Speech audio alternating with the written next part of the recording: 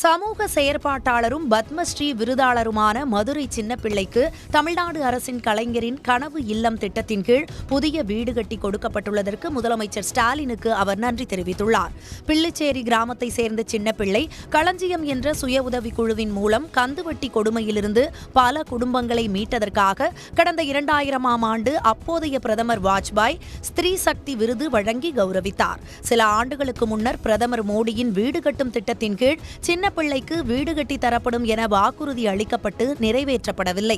இது தொடர்பான செய்தி வெளியானதை அடுத்து சின்னப்பிள்ளைக்கு தமிழ்நாடு அரசு சார்பில் வீடு கட்டித்தரப்படும் என முதலமைச்சர் ஸ்டாலின் அறிவித்தார். அதன்படி 5 மாதங்களில் திருவிழாப்பட்டி கிராமத்தில் 2 சென்ட் நிலத்தில் 3.5 லட்சம் ரூபாய் மதிப்பில் அழகிய வீடு கட்டி கொடுக்கப்பட்டுள்ளது.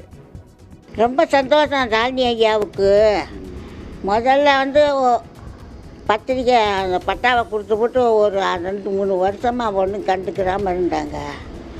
நானே அங்கே எங்கள் ஊரில் ஒருத்தர் பேட்டி எடுக்க குட்டியாந்து அவங்க வீட்டுக்கு குட்டியாந்துருந்தாங்க. அவங்ககிட்ட போய் நான் சொன்னி இந்த மாதிரி வீடு கட்டி தரமுட்டு பொன்னாடெல்லாம் போச்சு, மோடி சிலத்தில் உனக்கு வீடு கட்டி தரேன்னு சொன்னாங்க. எதுவுமே தெரியலை.